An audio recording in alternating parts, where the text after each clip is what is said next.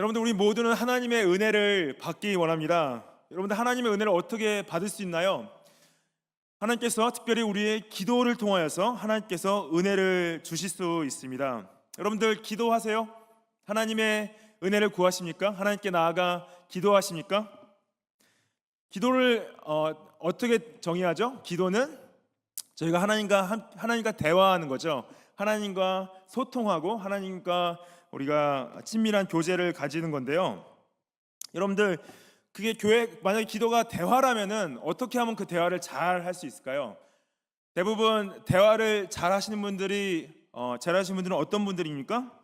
듣는 것을 잘하는 분들이죠.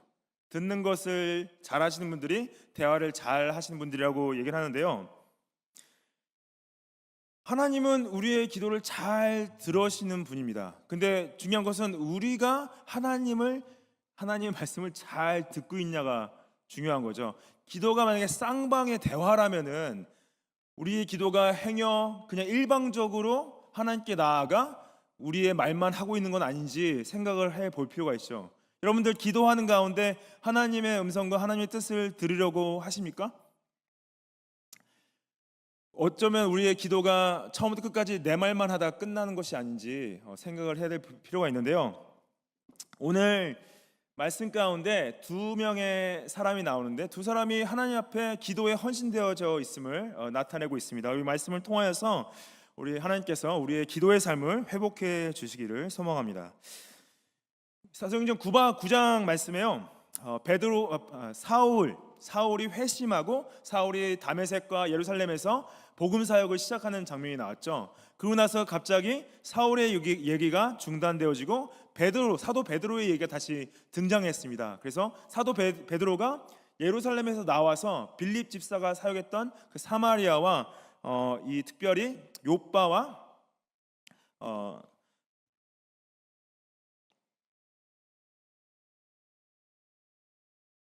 루다 두 지역에 가서 사역을 하는 것을 봤는데 저희가 먼저는 애니아라는 사람의 중풍병을 8년 동안 앓고 있던 중풍병을 치유하는 사건을 봤고요. 그 다음에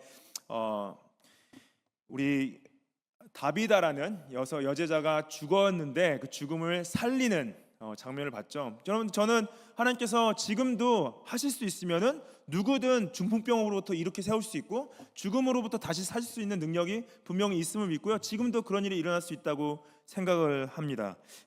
그래서 근데 지금 우리가 직접 경험하고 있지 못하는 이유 중에 하나는 뭐예요? 결국에는 당시 하나님께서 사도들에게 통하여서 특히 사도적 은사를 통하여서 그들을 치유하고 다시 이렇게 세움으로 말미암아 초대교회를 개척하는 데 사용하셨던 거죠. 오늘 이제 이런 사역들을 통하여서 복음이 특별히 이방 지역 가운데 나아가는 것을 나타내고 있는데요. 1절 말씀 보시면은 가이사랴에 고넬료라 하는 사람이 있으니 이달리아 부대라 하는 군대의 백부장이다라고 써 있습니다.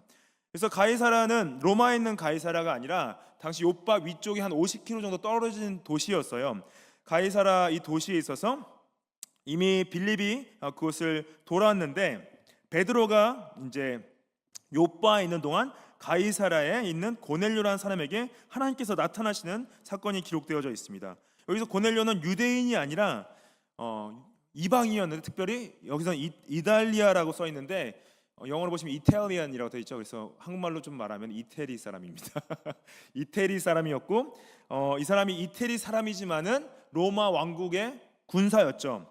그리고 여기서 군대 백부장이라 써 있는데요. 당시 로마의 그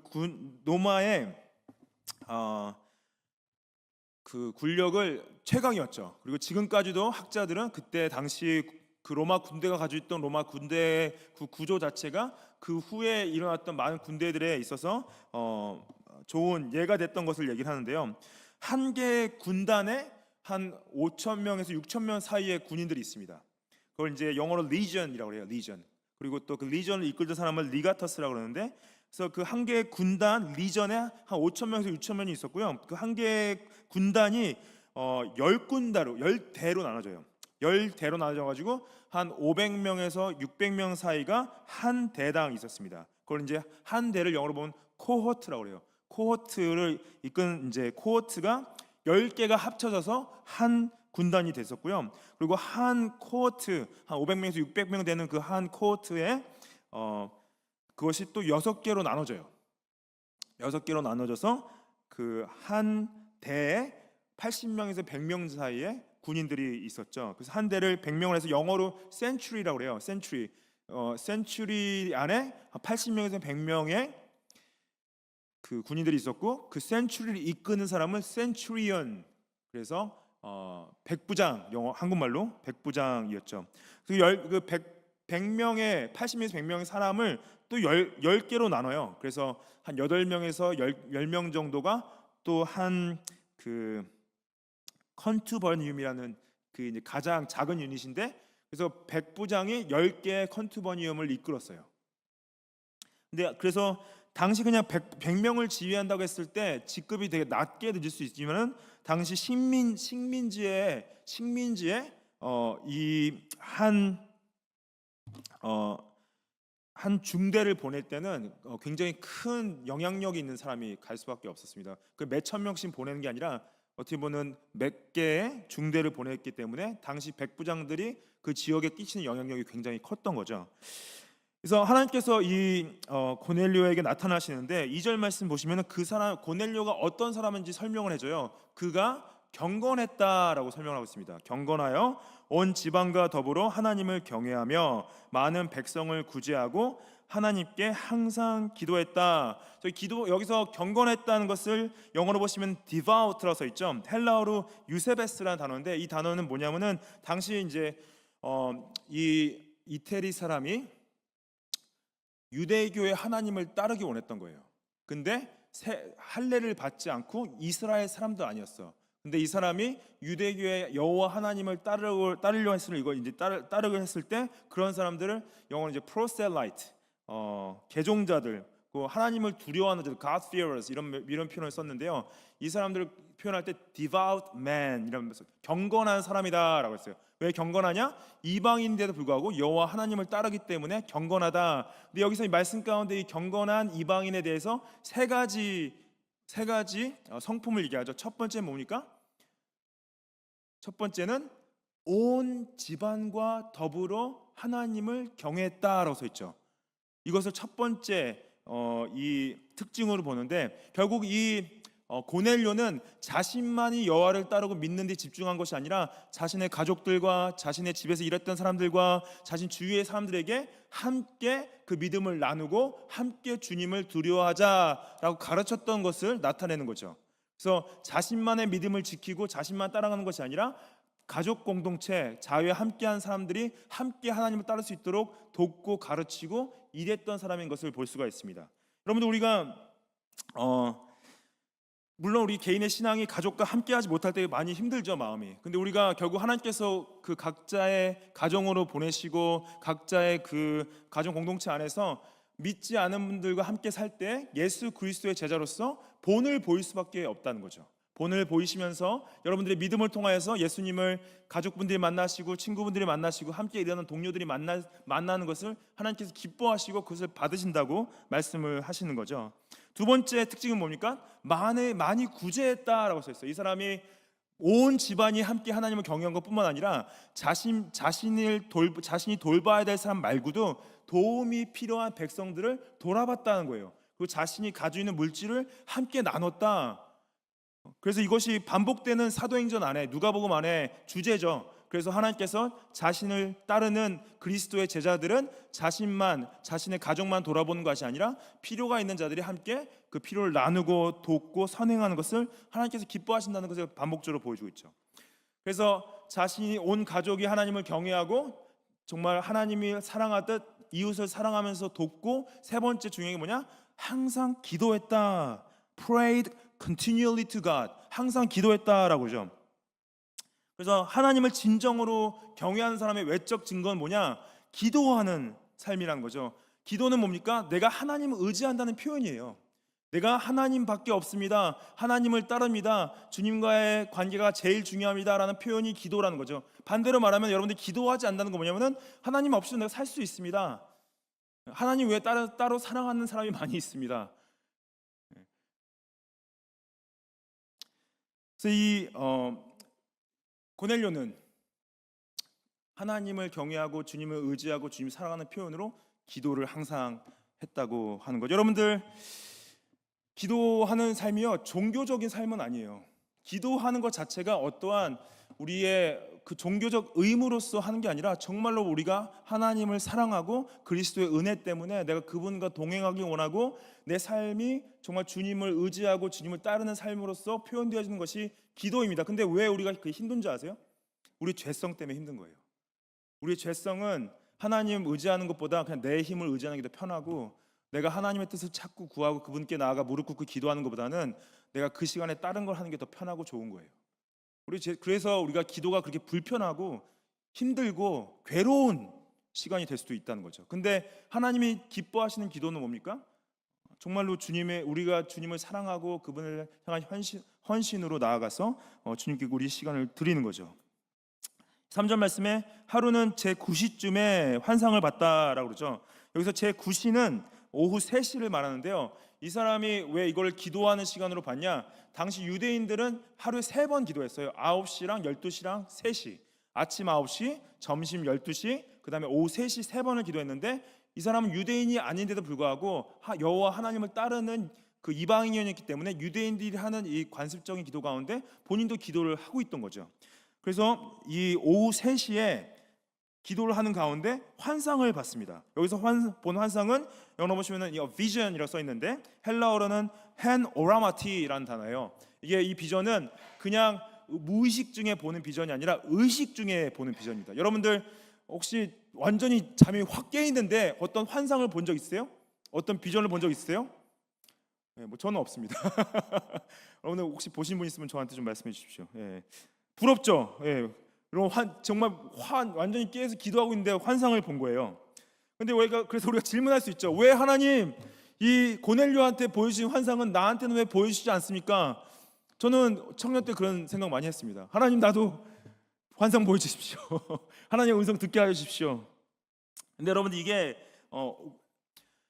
왜, 물론 지금 하나님께서 여러분들 환상을 보여주실 수 있어요. 저는 그걸 믿습니다. 근데 왜 대부분 일반적으로 보여주지 않는 이유가 뭔지 아세요? 왜냐하면은 하나님께서 자신의 뜻을 성경 66권 이 한 권의 책 가운데 자신의 뜻을 다 이미 드러내셨고 이것으로 충분하다 말씀하셨기 때문에 우리가 하나님을 만나고 그분의 뜻을 듣는 방법으로는 유일하게 하나님의 말씀을 우리에게 주셨다는 거죠. 그래서 성경 말씀의 특별히 이 계시록 22장, 이 계시록 2장 22장은 성경의 맨 마지막 장이고요. 이 18절, 19절 말씀은 거의 끝에 적혀 있는 말씀인데 뭐라고 써 있냐? 내가 이 두루마리의 예언의 말씀을 듣는 모든 사람에게 증언하노니 만일 누구든지 이것들 외에 더하면 하나님이 이 두루마리에 기록된 재앙들을 그에게 더하실 것이요 만일 누구든지 이 두루마리의 예언의 말씀에서 제하여 버리면 하나님의 이 두루마리에 기록된 생명나무와 및 거룩한 성의 참여함을 제하여 버릴 것이다 라고 말씀하셨어요. 성경 말씀을 주실 때 여기서 이건 내가 말한 거야, 누구든 이 말을 더해도 안 되고 빼도 안 돼. 이건 뭐냐? 하나님께서 우리에게 우리의 구원을 위한 모든 약속과 자신의 계시를 충분하게 다 드러내셨다는 성경의 충분성을 말하고요. 특별히 여러분들 이단을 봤을 때 이단의 가장 큰 특징 중에 하나가 뭐냐면은 성경 외에 다른 책을 하나님의 권위를 두고 읽고 따른다는 거예요. 몰몬경이라고 있어요. 그 몰몬경은 뭐냐면은 요셉 스미스라는 분이 19세기 중반에 모론이라는 천사가 만나서 그 천사가 하나님의 계시를 그분에게 줘서 몰몬경이라는 걸 썼습니다. 그걸 하나님의 뜻으로 하나님 계시라는 걸 보고 읽고 따른다는 거죠. 지금 이 성경 말씀 외에 하나님의 계시라고 하나님의 말씀이라고 하면서 책을 쓰시는 분도 계세요. 막 뭐 한국에 몇 년도에 이런 일이 벌어질 거라고 하나님께서 말씀하셨다, 그런 말씀하시는 분 있는데 위험하죠. 우리가 가장 큰 권위를 두고 유일하게 따라야 될 말씀은 성경 말씀이다라고 말씀을 하시고 거기에 말씀을 더해도 빼도 안 되고 우리에게 주신 이 말씀이 우리에게 충분하다 말씀하시고요. 우리에게 아까도 말씀드렸지만 우리 여러분들 기도하시기 전에 말씀 보십니까? 기도하시기 전에 말씀 보지 않는 것은 하나님의 말씀 듣지 않고 본인 말만 하시겠다는 거랑 똑같은 거예요. 우리의 기도, 말씀이 우리의 기도의 부분이 돼야 되는 거죠. 우리가 내 말이 더 중요한가, 하나님 말이 더 중요한가 했을 때는 하나님 말씀이 더 중요하죠. 그분의 말씀을 듣고 그걸 반응함으로 우리가 기도하는 거예요. 말씀을 읽으시기를 축복합니다. 특히 기도하시기 전에 말씀을 읽고 기도하시기를 축복합니다. 4절 말씀에 고넬료가 주목하여 보고 두려워 이르되 주여 무슨 일이니까? 천사가 이르되 내 기도와 구제가 하나님 앞에 상달되어 기억하신 바 됐다. Your prayers and your alms have ascended as a memorial before God. 하나님께 드리는 memorial, 하나님께 기억하신 바 됐다. 하나님께서 너의 기도, 너의 섬김을 기억했다, 상달됐다 하는데요. 여러분들의 여기 말씀 가운데 이 하나님께서 기억하신 바 된 거 뭐냐면은 너의 기도를 내가 다 듣고 있었고 다 기억하고 있고 내가 너의 섬김과 너의 삶을 기억하고 있다, 내가 받았다라는 표현인 거예요. 그래서 이 같은 표현으로 계시록 8장 3절 4절 말씀 이렇게 써 있습니다. 또 다른 천사가 와서 제단 곁에 서서 금 향료를 가지고 많은 향을 받았으니 이는 모든 성도의 기도와 합하여 보좌 앞 금 제단에 드리고자 함이라. 향연이 성도의 기도와 함께 천사의 손으로부터 하나님 앞으로 올라가는지라라고 그래요. 이건 계시록은 여러분들 그 심볼리즘, 상징성을 가지고 있죠. 이 우리의 기도를 이 계시록을 기록한 요한이 향연이다라고 표현하고 있어요. 향연이 하나님께 올려져 들어갔다. 그 하나님께서 그 냄새를 맡으셨다라고 표현하고 있는 거죠. 여러분들 하나님이 내 기도를 들으실까라고 의심하십니까? 아니면은 하나님께서 내 기도를 듣고 있다고 믿고 신뢰하고 계세요? 여러분들의 그 한마디 한마디가 왜 우리가 기도를 안 하는 경우가 많죠? 왜냐하면 안 들으시는 것 같으니까 기도를 안 하는 거예요. 나는 기도를 했는데 하나님께서 안 받으셨다 생각하고 응답하지 않으셨다 생각하기 때문에 기도를 안 하게 되는 경우가 큰 거죠. 여러분들 하나님의 기도는 우리 하나님께서 기도를 응답하실 때는 여러분들의 가장 필요한 여러분들의 필요와 여러분들의 모든 상황과 그것을 다 아시고 이해하셨을 때 필요한 대로 주시는 거죠. 여러분들 자녀분들이 어린데 엄마 나 칼이랑 총을 줘 했을 때 칼이랑 총을 줄 부모가 어디 있어요?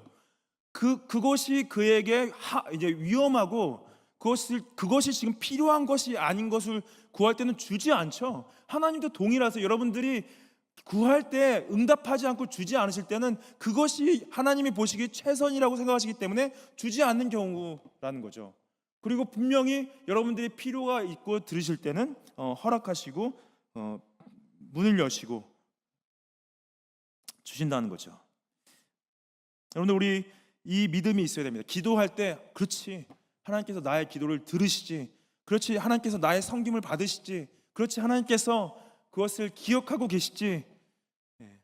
지금 여러분들 이 땅에서 하나님께서 응답하지 않은 부분들은 분명히 하나님께서 새하늘과 새 땅 가운데서 약속하셨습니다. 응답하신다 약속하셨죠.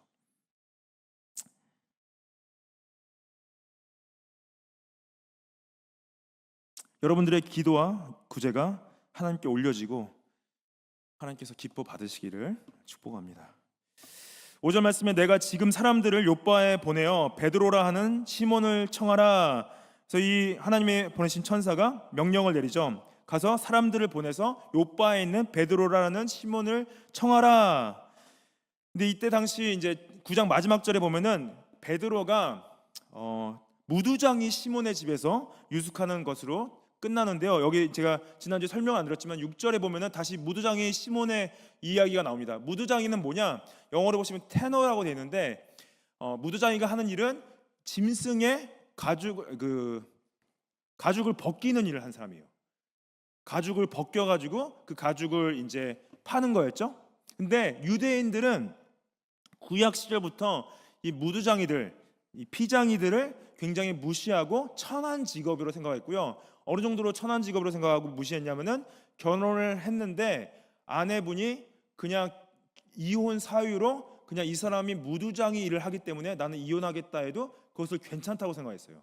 그만큼 천대했고 그만큼 박대 받았던 사람인데, 베드로가 이 무두장이 시몬의 집에 이제 같이 유숙한 것은 굉장히 놀라운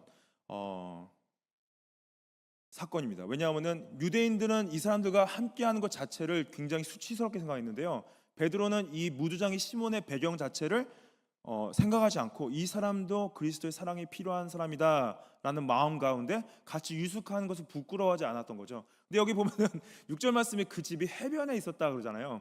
물론 요바가 이제 그 해상 도시긴, 이제 해변에 있는 도시긴 한데, 우리가 생각하기에는 해변에 집이 있으면은 굉장히 부잣집일 것 같지 않습니까? 저희가 사는 이 사회에서는 어떤 집에서 물이 좀 잘 보인다 그러면 굉장히 잘 사는 집이라고 생각할 수 있는데, 이때 당시는 그 요파 같은 경우에는 이 사람은 성읍 안에 있지 못하고 쫓겨났기 때문에 해변에 있던 거예요.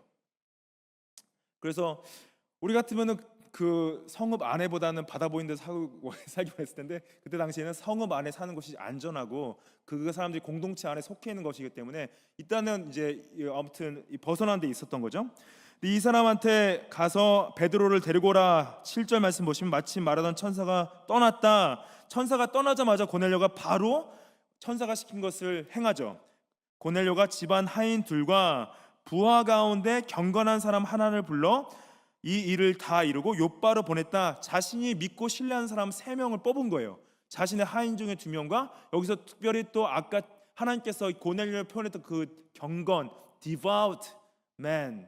그래서 여기서 devout soldier라고 써 있죠. 이게 뭐, 이거를 이제 신학자들은 어떻게 보냐면은 당시 고넬료가 자신을 따르던 부하들 중에서도 여호와 하나님에 대해서 가르치고 그 함께 신앙을 나눴던 사람이 있었다라는 표현을 쓰면서, 우리가 함께 일하고 함께 사회생활을 한 사람들도 크리스찬으로서 그들에게 그리스도의 신앙을 가르칠 것을 말하시는 분들이 계십니다. 어쨌든 이 3명이 떠났어요. 바로. 그래서 요바가 가이사랴부터 지도에 보시면 한 50km 정도 떨어져 있는데, 성인이 걸으면 한 12시간 정도 걸리는 거리에 있었습니다. 그래서 그 다음 날 도착하게 돼 있었던 거죠. 사도행전 10장 9절 말씀 보시면은 이튿날 그들이 그 길을 가다가 그 성에 가까이 갔을 때 베드로가 기도하려고 지붕에 올라가니 그 시간은 제6시더라. 제가 아까 말씀드렸지만은 제9시는 오후 3시잖아요. 그럼 제6시는 몇 시입니까? 정오 12시를 말하는 거죠. 그래서 베드로도 놀랍게도 이때 당시 예수님을 따른데도 불구하고 유대인의 관습적으로 계속 기도를 하고 있던 거죠. 그래서 베드로가 12시 점심시간에 올라가서 기도를 하고 있었습니다. 근데 기도를 어디서 했냐? 지붕에 올라가서 했어요. 당시 그 가옥들이 한국 이제 주택처럼 지붕이 있는 집들이었죠. 그래서 개인적인 시간을 가지거나 이제 쉼을 취하려고 방으로 가기보다는 대부분 옥상에 가서 개인적인 시간을 갔던 거죠. 저는 이걸 보면서 여러분들, 우리가 각자 댁에서 물론 방이 있으신 분도 계시지만은 개인적으로 기도하고 말씀 볼 수 있는 공간이 있으세요? 그런 공간을 찾는 게 굉장히 중요하고요. 그리고 가끔 주말에 저는 할 수 있으면은 개인적으로 어떤 바닷가나 아니면 산에 가서 혼자서 또 기도하고 말씀 보는 시간을 갖는 것도 굉장히 추천을 합니다. 해보신 적 있으세요? 네. 그리고 더 추천하는 것은, 여러분들 기도하기 힘들죠? 토요일 날 저희가 새벽 기도도 아니고 아침 기도회를 6시에 하고 있습니다. 새벽 오셔서 졸으셔도 괜찮으니까 기도 같이 했으면 좋겠어요. 예, 같이 기도했으면 좋겠고요. 이때 이 베드로가 개인적으로 기도를 하려고 지붕에 올라갔죠. 올라가서 그때 10절 말씀 보시면 배가 고파옵니다. 시장하여 먹고자 했다. 기도하는 가운데 이제 배고파서 먹으려고 사람들이 그 점심을 준비하고 할 때 황홀한 중에라고 써 있죠. 영어로 보시면은 into a trance. 이게 뭐냐면은 아까 그 고넬료는 그 오라토, 그래서 호라마라는 단어는 뭐냐면은 의식이 있는 중에 환상을 보는 거고요. 여기서 말하는 이 trance, 여기서는 굉장히 이 어떻게 보면 의식을 잃은 상태에서 보는 환상을 말합니다. 잠자는 중에. 근데 대부분 여기서 말하는 그 트랜스 자체를 영어로 또 엑스테시라는 표현을 쓰긴 하는데, 그게 뭐냐면 이렇게 좀 취한 상태, 뭐 술에 취했거나 마약에 취한 상태도 이런 상태를 얘기를 하긴 하는데, 그거 이제 여기서 중요한 것은 아까 고넬료는 의식이 있는 상태에서 환상을 본 거고, 여기서 베드로는 약간 본인이 어떤 의식을 좀 컨트롤 못한 상태에서 보는 것. 그래서 어떤 학자들은 이게 시장하고 먹고자 했다, 그래서 배고파서 정신을 좀 잃은 게 아닌가라고 표현하는 분들이 계신데, 배고파서 정신까지 잃을까요? 예, 저도 아무리 배고프면 저는 좀 화가 나긴 하는데 정신을 잃어본 적은 없는 것 같아요. 11절 말씀 보시면 하늘이 열리며 한 그릇이 내려오는 것을 보니 큰 보자기 같고 내 길을 메어 땅에 들이었다 그러죠. 그래서 이 보자기가 내려오죠. 이 사건이 나오는데, 여기서 그 안에는 땅에 있는 각종 네 발 가진 짐승과 기는 것과 공중에 나는 것들이 있더라. 이 보자기 안에 뭐가 있었냐? 유대인이 생각하는 정결한 짐승도 있었고 정결하지 않은 부정한 짐승도 있었다는 거죠. 특히 영어로 보시면은 이 기는 것을 reptiles라고 써 있죠. reptiles는 뭡니까? 이제 파충류과, 그래서 뭐 뱀이 될 수도 있고 아니면은 여러 가지 이제, 근데 이러한 하나님께서 모세를 통하여서 유대인들에게 레위기 11장과 신명기 14장에 보면은 정결한 짐승과 먹지 말아야 할 짐승과 먹어야 될 짐승들을 나눠서 말씀하시는 이유가 있어요. 물론 제사를 드릴 수 있는 짐승과 제사를 드리지 못하는 짐승도 나눈 부분도 있었지만은 이스라엘 백성들이 40년 동안 광야에서 생활을 할 때 그러한 짐승들을 먹지 못하게 하신 것은 그들을 보호하신 거죠. 건강을 지키게 하고, 잘못 먹었다가 독을 먹어서 죽을까봐 걱정하셔서 이 동물들은 위험하니까 먹지 마, 이 동물들은 먹어도 안전해라고 말씀하시는 하나님의 사랑의 표현이었는데, 2000년이 지난 이때에도 이스라엘 백성들은 계속 이 하나님께서 모세를 통해서 주신 그 율법을 중요하게 생각하기 때문에 당연히 지키고 있었죠. 지키고 있었는데 베드로도 예수님을 만나고 나서도 이 음식법에 대해서 계속 지키고 있었던 거예요. 그리고 고린도 전후서나 나중에 이 말씀 성경 가운데서 계속 크리스천들이 이 음식법 때문에 힘들어하는 장면들이 계속 나오기는 하죠. 근데 이 보면은 13절 말씀에 또 소리가 있을 때 베드로야 일어나 잡아먹으라 그래요. 여기서 정결하지 않은 동물이 분명히 있는데도 불구하고 하나님께서 베드로에게 일어서 이거 잡아서 먹어라, 음식을 해서 먹어라. 베드로가 뭐라고 합니까? 주님, 그럴 수 없습니다. 속되고 깨끗하지 않은 것을 제가 결코 먹지 않을 것입니다. 왜냐? 하나님께서 분명히 이걸 먹지 말라고 전에 명령을 하셨기 때문에 내가 그걸 명령을 순종해야 되니까 먹지 않겠습니다. 그래서 이 어떻게 보면 하나님이 자기를 시험하시나? 라는 생각이 들을 수 있었죠. 하나님께서 내가 먹지 말아야 될 것 먹을 것을 시험하시나? 라고 생각할 수 있었는데, 이것은 뭐냐? 베드로가 당시 아직 그리스도 안에서 복음을 통한 율법에 대한 이해가 완벽하게 정립이 안 된 상태에 있음을 사도행전은 앞으로도 계속 얘기를 할 거예요.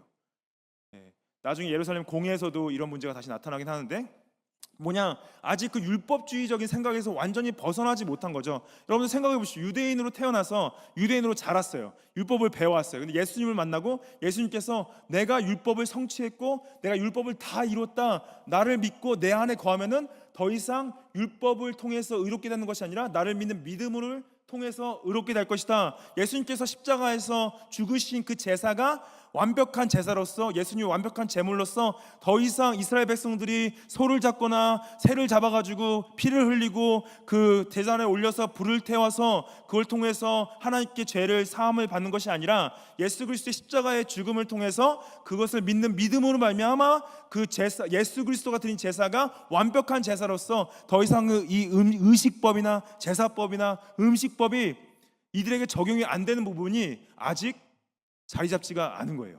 그러니까 이 예수 베드로가 그것이 이해가 안 되니까 이러한 얘기를 하는 거죠. 어떻게 하나님 이 음식을 잡아먹을 수 있겠습니까? 그런 이 율법을 지킴으로 말미암아 의롭게 된다는 생각에서 완전히 벗어나지 못한 상태에서 이 환상을 보게 된 거죠. 15절 말씀에 또 두 번째 소리가 있어 하나님께서 깨끗하게 하신 것을 내가 속되다 하지 말라라고 그러죠. 그래서 하나님께서 내가 이 부정하고 더러운 것들을 정결하게 했다, 이제 먹어도 된다. 그러고 나서 16절 말씀에 이런 일이 3번 있은 후에 그 그릇이 곧 하늘로 올려져 갔다. 3번으로 반복되는 건 뭐냐? 이것이 나의 뜻이라는 걸 드러내신 건데, 여러분들 아시죠? 이 모든 온갖 종류의 짐승이 다 들어있다는 건 뭐냐면은 하나님께서 이제는 자신의 복음이 그리스도 안에서 모든 열방에게 열려서 이스라엘 사람들에게만 복음이 적용되는 것이 아니라 모든 나라 사람들에게, 이태리 사람이고 한국 사람이고 호주 사람이고 모든 사람에게 복음이 다 열려서 그들에게 다 복음을 전해야 된다는 뜻으로 이 온갖 짐승을 다 넣어서 내리신 거죠. 그래서 이것을 통해서 베드로가 고넬료에게 나아가 고넬료에게 예수 그리스도의 복음을 전하게 하시기 위해서 이 환상을 보이신 거죠. 베드로가 3번 반복해서 부인했는데도요, 이제 3번 후에 이 의미를 조금씩 깨닫게 되고 복음에 대한 이해가 넓어지게 됩니다.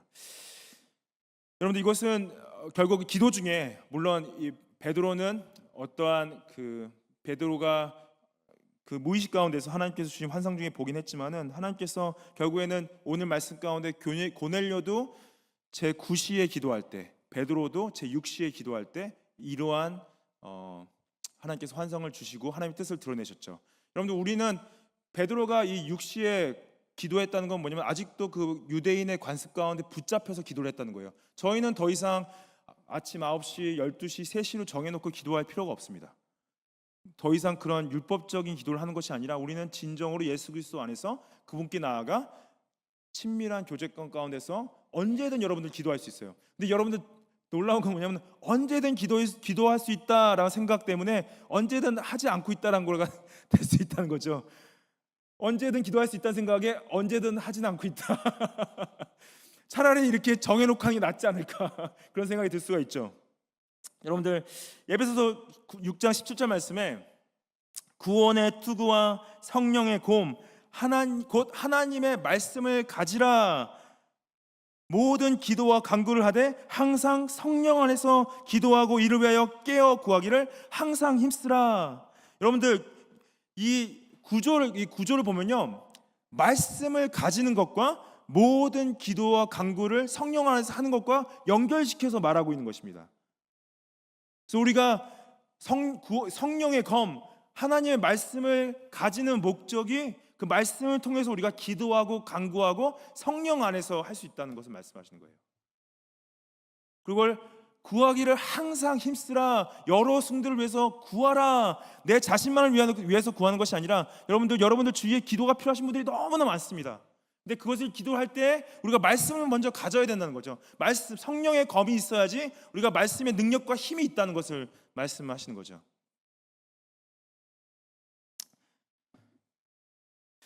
그리고 골로새서 1장 9절 말씀 보시면 이로써 우리도 듣던 날부터 너희를 위하여 기도하기를 그치지 아니하였다.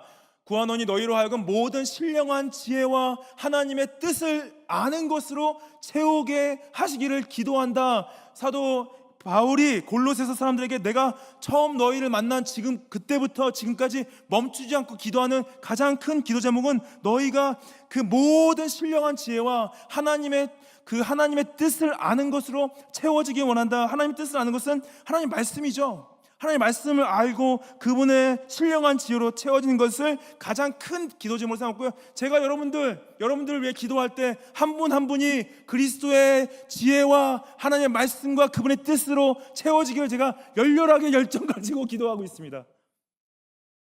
정말 여러분들의 그 말씀으로 채워지고 주님을 기뻐하고 그분을 따라가는 것이 정말 하기 싫고 억지로 무릎 꿇고 기도하는 것이 아니라, 정말로 괴로운 가운데 교회 나와서 예배 드리시는 것이 아니라, 정말 주님의 그 복음의 지식과 진리 가운데서 자신의 삶의 방향이 결정되어지고 그 어떤 것도 채울 수 없는 그 마음에 깊이 있는 구덩이 가운데 그리스도의 말씀으로 채워짐으로 말미암아 진정한 평안과 안정 가운데서 주님을 따라가시기를 간절히 소망하고 있고요. 여기서 여러분들, 정말 우리가 공동체가 영적인 눈이 열려야 돼요. 여러분들, 기도한다는 건 뭐냐면은 우리의 눈을 세상을 바라보는 것이 아니라 하나님을 바라보게 하고 영적 세계를 바라보는 것입니다. 여러분들, 우리가 얼마나 연약하냐면요, 정말로 영적으로 뜨겁다가도 세상을 바라봤을 때는 우리가 넘어질 수밖에 없어요. 저 사람은 저거 가졌지, 저 사람은 저걸 해냈지, 저 사람은 이렇게 살고 있지. 여러분들 그거 보고 안 넘어진 사람이 누가 있겠습니까? 근데 우리가 하나님께서 우리에게 집중하기 원하신 것은 보이는 것에 집중하는 것이 아니라 하나님의 말씀과 하나님의 약속과 하나님의 영적 세계 가운데서 우리가 열려서 우리가 일어나는 모든 사건들 가운데 하나님이 어떻게 역사하시는지, 이 세상이 어떻게 하나님께서 주관하고 그분께서 이끌어가고 계신지. 여러분, 마지막 때가 가까울수록 우리는 핍박을 받을 수밖에 없고요, 우리는 공격을 당할 수밖에 없고, 우리는 힘들고 어려운 상황 가운데 갈 수밖에 없습니다. 예수님이 약속을 하셨어요. 우리 삶은 더 편안해지지 않을 거예요. 어떻게 보면 더 불안해질 수 있고, 더 괴로울 수밖에 없고, 더 힘들 수밖에 없습니다. 근데 그것이 약속이에요. 마지막 때 그런 일들이 일어날 거야. 그러면 내가 올 거야 라고 예수님이 약속하셨어요. 예수님, 왜 내 삶을 이렇게 힘들게 하십니까? 어렵게 하십니까? 괴롭게 하십니까? 왜 이렇게 어렵고 힘든 일만 계속 있습니까? 왜 이렇게 나의 삶을 지치게 만드십니까? 하나님 나랑 함께 하시는 건 맞습니까? 내 기도는 듣고나 계십니까? 라고 할 때 예수님께서, 여러분들, 내가 너와 함께하고 너를 붙잡고 있고 내가 끝까지 너와 함께 할 거야 약속하셨어요. 주님, 우리 멜번 소부교가 기도하는 공동체 되게 하십시오. 주님 붙잡게 해주십시오.